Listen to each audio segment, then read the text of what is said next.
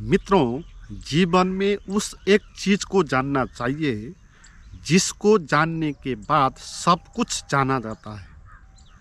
और आप सब कुछ जान लोगे अगर, और उस एक चीज को नहीं जानोगे तो तुम कुछ भी नहीं जानोगे।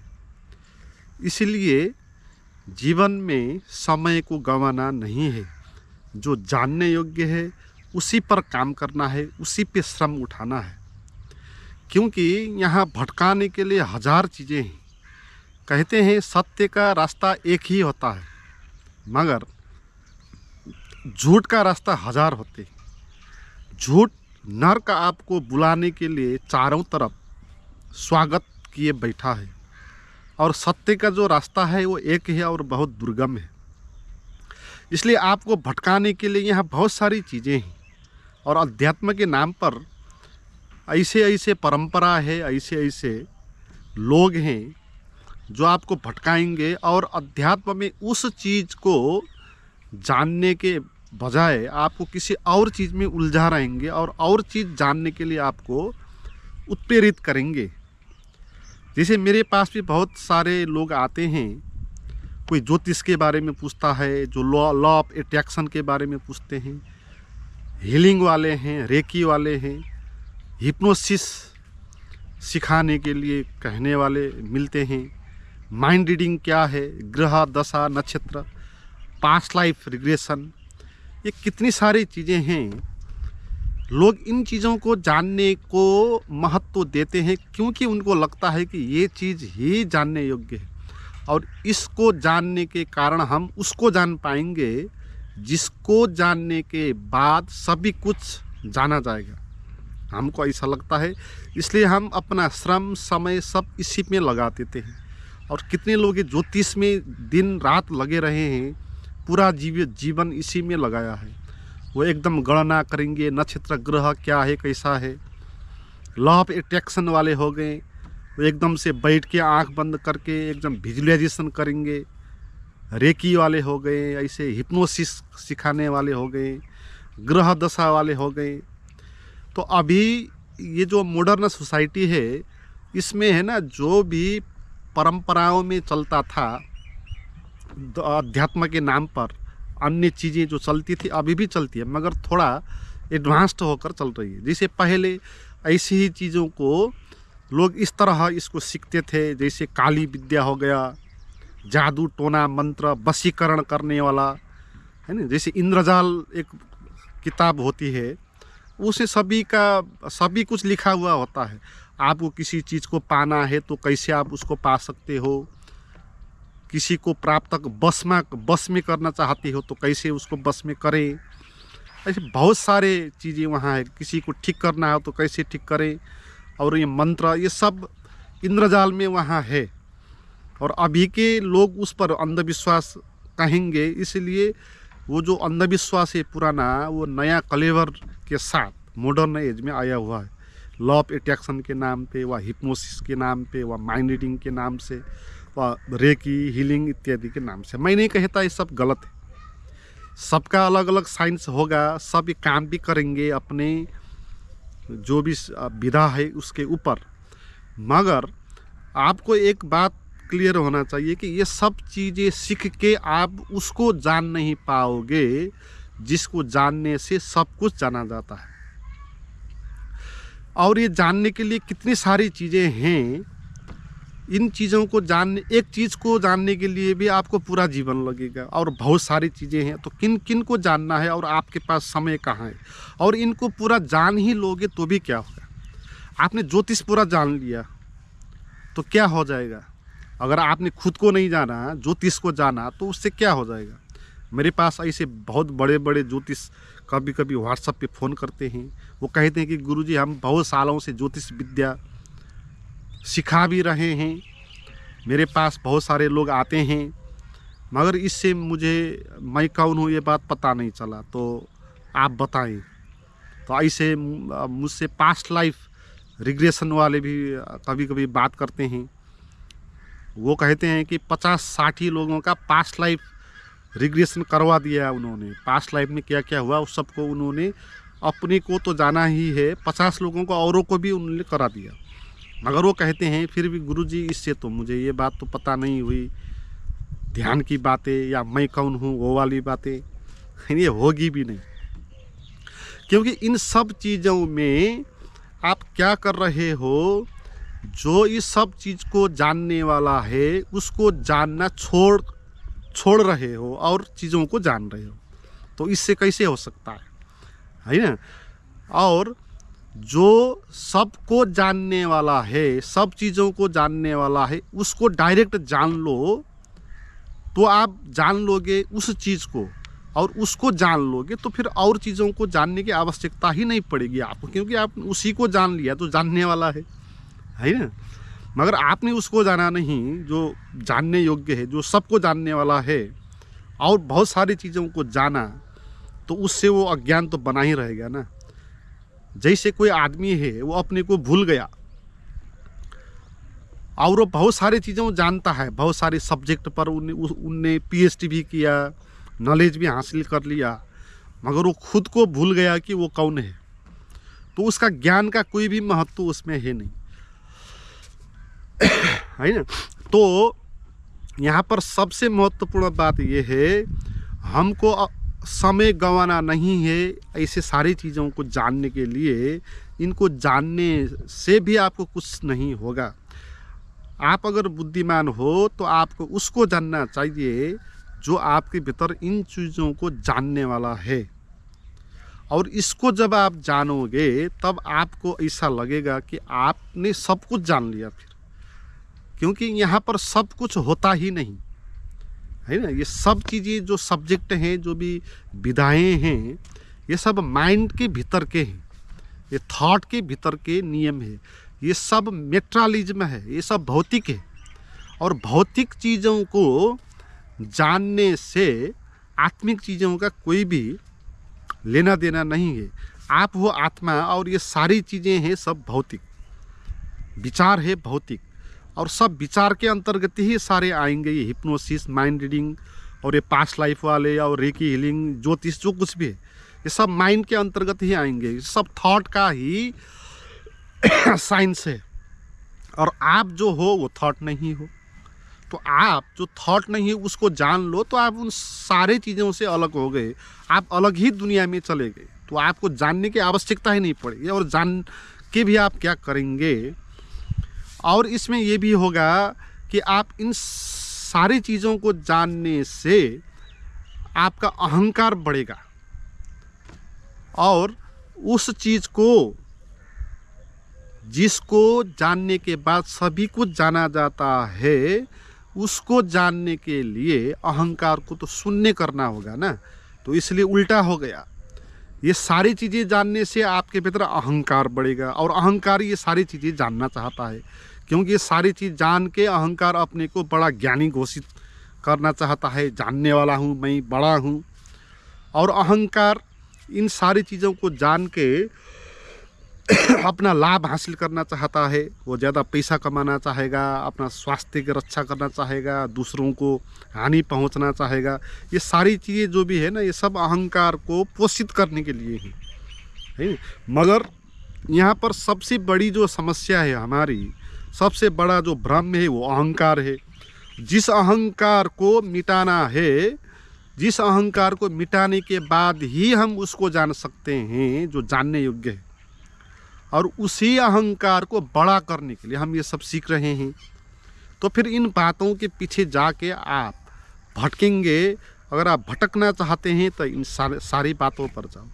आप अगर पहुंचना चाहते हैं सीधे ही, तो आपको अपने अहंकार को शून्य करना चाहिए, और किसी बात पर आपको कोई लेना देना नहीं होना चाहिए। तो बात पर यहाँ पर महत्वपूर्ण ये हो जाएगी फिर अहंकार को शून्य कैसे करें। तो आपको मैं 2-3 तरीके यहाँ बताऊंगा अहंकार कैसे शून्य होता है। तो पहले तो यह है, अपने ना कुछ होने का आप स्वीकार करो तो अहंकार शून्य हो जाएगा। क्योंकि अहंकार कभी भी इस बात को स्वीकार नहीं करता कि वो ना कुछ है। अहंकार कुछ ना कुछ होना चाहता है। जैसे कहते हैं ना कुछ होने से बीमारी होना ही सही, ना कुछ होने से अंधा होना ही सही, ऐसा कहते हैं ना।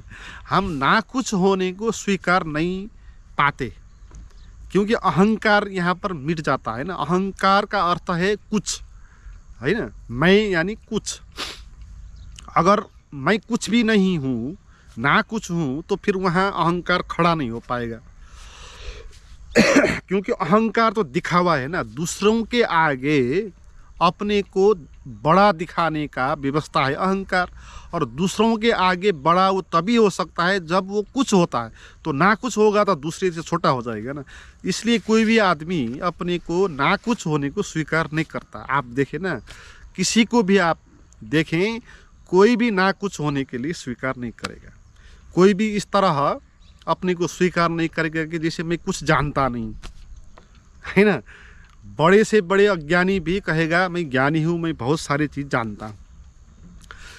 मैं कुछ नहीं जानता ऐसा कोई भी नहीं कहेगा। ऐसा कहेगा तो अहंकार फिर वहाँ बचेगा नहीं। तो ना कुछ, किसी भी दिशा में हम ना कुछ होने के स्वीकार नहीं करेंगे। जैसे मैं गरीब हूँ, इस बात को भी अहंकार स्वीकार नहीं करेगा। इसलिए कोई बड़ा गरीब क्यों ना हो, दूसरे के आगे इस तरह नहीं कहेगा अपने को कि मैं बड़ा गरीब हूँ, है ना। तो कुछ ना कुछ बताएगा कि मेरे पास ये है, वो है, ऐसा है। तो वो ना कुछ होने को स्वीकार नहीं करेगा, है ना। ऐसे कोई जैसे समाज में जिस जाति को हेला करते हैं, जिस लिंग को, वर्ग को घृणा करते हैं, उस वर्ग का कोई आदमी है तो उसको भी वो स्वीकार नहीं करेगा। अपना नाम चेंज कर देगा। वो जैसे दलित का है तो अपने नाम के पीछे दलित का जो आता है ना थर, उसको हटा के दूसरा रख देगा, है। तो कोई भी लोग ना कुछ होने के लिए स्वीकार नहीं करते। क्यों?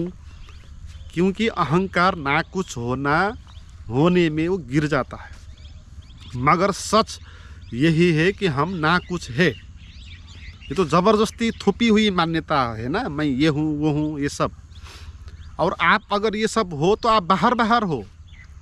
अगर आप धनी हो तो बाहर हो, आपके पास पैसे हैं, तो भीतर से तो आप ना कुछ हो ना, है ना। आप बहुत बड़े पद पर हो तो ठीक है, मगर भीतर से तो आप बड़े पद पर नहीं हो ना।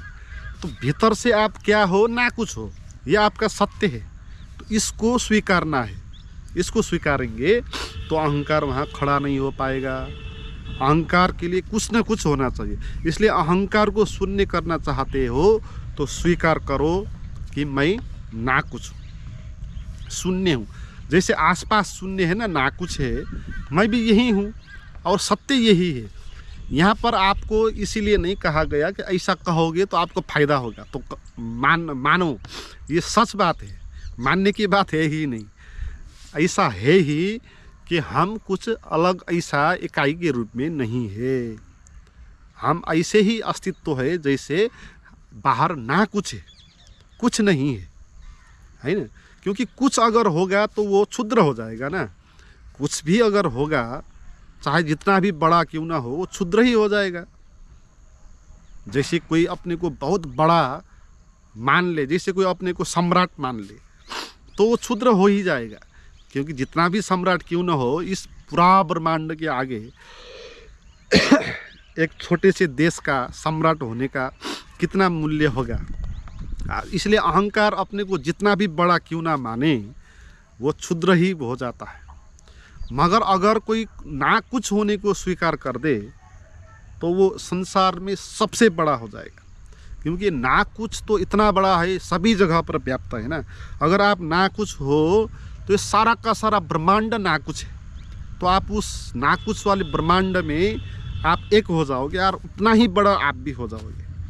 मगर अहंकार इस बात को स्वीकार कर नहीं पाएगा। तो अहंकार को मिटाना है तो आपको इस बात को स्वीकार करना है, मैं ना कुछ। इसको मुख से कहने से ही नहीं होगा, मनन भी करना होगा आपको। और जो भी आसपास ना कुछ की अनुभूति है उसको स्वीकारना होगा। और भीतर से जो मैं वाली फीलिंग आती है आपको, उसको त्यागना होगा। और दूसरा तरकीब ये है अहंकार को मिटाने का कि अकर्ता भाव में रहें। इस तरह रहना चाहिए आपको कि आप इस जीवन में कुछ करता नहीं हो, इस जीवन के आपके जीवन में जो कुछ भी हो रहा है उसका बागडोर आपके हाथ पे नहीं है, तो आप उसका कर्ता नहीं हो। ये सब अपने आप ही चल रहा है। इस बात को अगर स्वीकार करोगे तो फिर अहंकार वहाँ बचेगा नहीं, क्योंकि अहंकार तभी बचता है जब आप कर्ता होते हो, जब आप सोचते हो इस जीवन को मैं चला रहा हूँ, मैं ऐसा करूँगा तो ये होगा, मैंने ऐसा किया, मैं ये करूँगा, मैं वो करूँगा, मैंने ये किया है। जब आप ऐसी भाषा में बोलते हो तो अहंकार वहाँ पर बड़ा हो जाता है, खुश भी हो जाता है। क्योंकि अहंकार अपने को बड़ा कैसे माने, जब आप कोई बड़ा कर्म करते हो तो अहंकार खुश हो जाता है और अहंकार ठप्पा लगा देता है कि मैंने किया, है ना। मगर आप गहरे से देखो, क्या जीवन में आपने किया है, सब जो कुछ हुआ है आपके जीवन में, कि आपके करने से हुआ है, इसको अच्छे से देखो। आप क्या पैदा हुए हो, क्या आप खुद निर्णय करके पैदा हुए हो?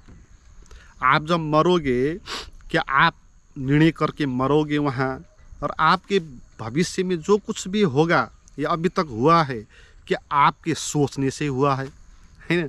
आपने तो क्या क्या नहीं सोचा होगा जीवन में, तो आपने जो सोचा वो तो कुछ भी हुआ नहीं, है ना, और ही होता गया।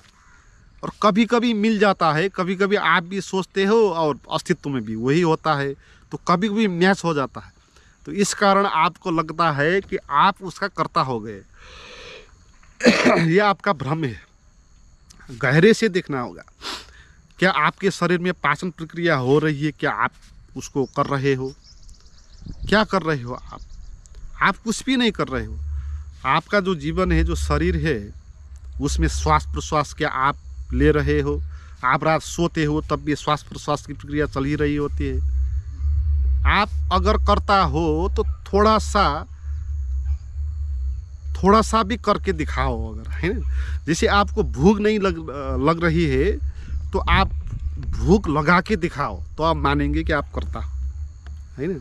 अगर आप मानते हो अपने को आप करने वाले हो, बड़े हो, तो आपको नींद नहीं लग रही है तो नींद लगा के दिखाओ, है। नींद तभी लगेगी जब आपका कर्ता मिटेगा वहाँ से, तभी लगेगी। जब तक कर्ता बनेगा तब तक। इसलिए जो आप अपने को कर्ता मानते हो ना, वो तो और बाधा उत्पन्न कर देता है जीवन में। जो हो रहा है वो तो वही होने वाला है, वही होता रहा है। और अहंकार बीच में खड़ा करके कहता है कि मैं ये सब कर रहा है ना। मगर वो कर कुछ नहीं रहा, वो नपुंसक है, उसके पास कोई शक्ति ही नहीं। और वो जो मैं है केवल मान्यता है, वो तो एक विश्वास है। आपने मान लिया कि मैं हूँ, ये हूँ, वो हूँ। रियल में तो आप वो नहीं हो। अब वो मान्यता है और वो मान्यता सोच रहा है कि मैं ये जीवन को मैं चला रहा हूँ, है ना। मान्यता कैसे चला सकती है जीवन को? जीवन में तो सत्य चलाएगा ना।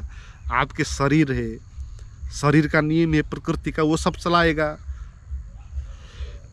हवा, पानी, माटो, मौसम, आकाश, वायु, ये सब अस्तित्व है, सब मिल के जीवन को चलाएगा। आपके शरीर को, आपके मन को, आपके विचार चलाएंगे जो सोसाइटी से आए हुए हैं, आपके ब्रेन से जो आए हुए हैं। तो आप यहाँ पर कुछ नहीं कर रहे हो। आप अपने अहंकार को बड़ा करने के लिए आप मानते हो कि मैं ही कर रहा, अगर मैं ये नहीं करूँगा तो क्या हो जाएगा।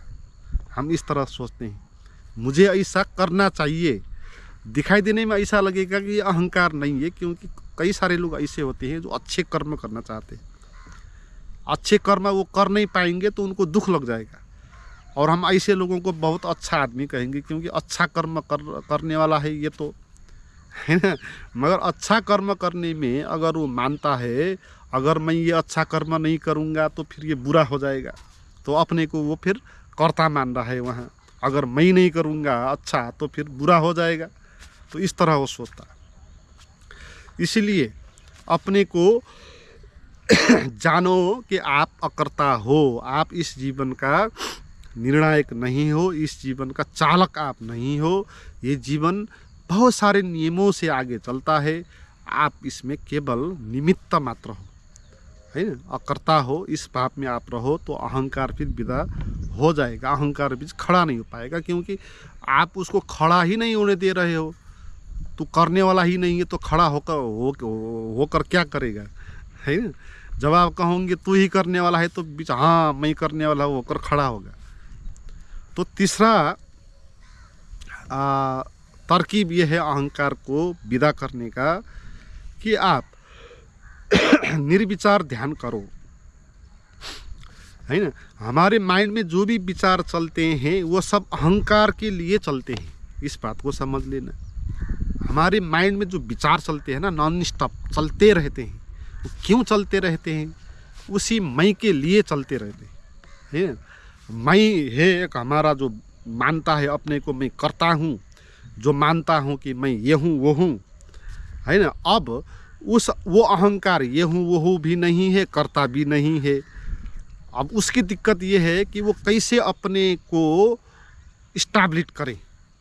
तो फिर वो थॉट चलाएगा, फिर थॉट चलेंगे और वो थॉट चल के उस मैं वाले अहंकार को वो परिपोषित करेंगे। आप देखिए आपके मन में जो भी विचार चलते हैं वो मैं के लिए ही चलते हैं। जैसे आपके मन में विचार चला किसी दुश्मन का, क्यों चला? क्योंकि वो दुश्मन ने आपको गाली दिया था, इसलिए वो दुश्मन का विचार आया आपके मन में। दुश्मन के विचार आने का कारण क्या हुआ? आपका मैं, आपके मैं को गाली दिया था ना, तो मैं पहले मैं आया फिर दुश्मन आया। भविष्य का चिंता आएगा आपके मन में, क्यों आएगा? क्योंकि भविष्य में आपको अगर कुछ हो जाएगा तो किसको? आपको, आपके मैं को। तो इसलिए आपके मैं के कारण भविष्य के विचार आते हैं और भूतकाल के विचार आएंगे। जो भी दुख दर्द आपको हुआ है वो सब याद आएंगे।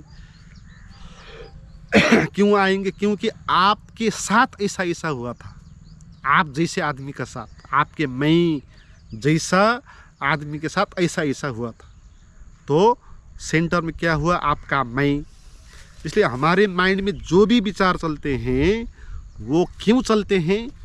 उसी मैं वाले विचार को, अहंकार को परिपोषित करने के लिए, उसको सेटिस्फाई करने के लिए, उसको संरक्षित करने के लिए, इसलिए विचार आते। इसलिए डायरेक्ट विचारों को आप हटाना चाहोगे तो वो नहीं हटेंगे, क्योंकि पीछे जो मूल जड़ है विचार का वो तो मैं है ना। उसी के कारण ये सब चल रहे हैं। इसीलिए हम विचारों को जितना भी कंट्रोल करना चाहते हैं ना, विचार कंट्रोल हो नहीं पाता, क्योंकि मूल विचार का जड़ मैं है वो तो हम मिटा नहीं रहे, है ना। हम पत्ते काट रहे हैं, जड़ तो जहाँ है वहीं है, फिर नए नए पत्ते आ जाएंगे। इसीलिए विचारों के साथ संघर्ष करके कुछ नहीं होगा। आपको समझना होगा ये विचार किसके लिए आते हैं? मैं के लिए आते हैं, ठीक है। तो फिर अब आपको ये प्रश्न करना है कि मैं कौन हूँ, है ना। जब आप मैं कौन हूँ प्रश्न करेंगे फिर आपके मन में विचार नहीं चलेंगे, है ना। जब भी आपके मन में विचार चले तो आप प्रश्न करना ये विचार किसके लिए चला। आपके मन में आया भविष्य का विचार, भविष्य में आपका एक्सीडेंट हो सकता है, ये विचार आया, तो आप एक्सीडेंट हो सकता है इस विचार के कारण परेशान मत होना। आप ये प्रश्न करना कि वो एक्सीडेंट हो सकता है ये विचार किसके लिए आया? फिर आंसर आएगा मेरे लिए। तो फिर आप प्रश्न करना मैं कौन हूँ, है ना। तो इस तरह मैं कौन हूँ कहेंगे तो आप मूल विचार पर आ गए और सारे विचार वहाँ से हट जाएंगे, है ना। क्योंकि मैं के लिए सब विचार आते थे, आपने मैं कौन हूँ कर दिया तो विचार एक ही विचार आएगा, फिर मैं, है ना। मैं कौन हूँ। अब फिर मैं कौन हूँ प्रश्न करना तो फिर भीतर उत्तर तो नहीं आएगा, क्योंकि मैं तो कुछ हूँ नहीं। जैसे तो हमने कहा कि ना कुछ होने को स्वीकार करे, तो मैं तो कुछ है नहीं। तो फिर आंसर कुछ नहीं आने के कारण फिर आपको ये घोषणा करना मैं नहीं हूँ, है मैं नहीं हूँ कहना। तो मैं नहीं हूँ कहेंगे तो फिर ना कुछ होने को स्वीकार करेंगे तो फिर विचार आना सब बंद हो जाएगा, है ना। तो विचार इस तरह बंद होते हैं और निर्विचार अवस्था आपको प्राप्त होगी। तो जब इस तरह से अहंकार हटेगा वहाँ से, है ना, अहंकार नहीं बचेगा, आप शून्य हो जाओगे, ना कुछ हो जाओगे। पारदर्शी स्थिति में, उस पारदर्शी स्थिति में आपको वो अनुभव होगा जिसको जानने से आपको सभी कुछ जान लिया जाएगा, है ना। वो ज्ञान आपको हासिल होगा। जो भी ये सत्य है आपका, आपके भीतर जो भी छिपा हुआ रहस्य है, वो अनंत ब्रह्म का साक्षात्कार आपको होगा। अनंत ब्रह्म के साथ आपका संगति होगा। ऐसा नहीं है कि आप अनंत ब्रह्म ही हो जाओगे, अभी आप उसके साथ आपकी संगति होगी। उसके एक छोर में, उसके एक किनारे को आप छू पाओगे और धीरे धीरे उसी के सहारे आप आगे बढ़ते बढ़ते जाएंगे। और आप भीतर बाहर जैसा अनंत आकाश है जो शांत है, भीतर भी ऐसा ही शांत, बोधमय, आनंदमय ऐसा अनुभव कर पाएंगे जो आपने अभी तक किया नहीं। मित्रों, मेरे साथ आप अगर भौतिक सानिध्य में रहकर ध्यान सीखना चाहते हो, अहंकार को मिटाना चाहते हो, या ऑनलाइन सत्संग में गाइडेड मेडिटेशन के द्वारा मेरे साथ आप संगति करना चाहते हो, तो डिस्क्रिप्शन में जो व्हाट्सएप का लिंक दिया हुआ है वहाँ पर जाएं और चैट करें।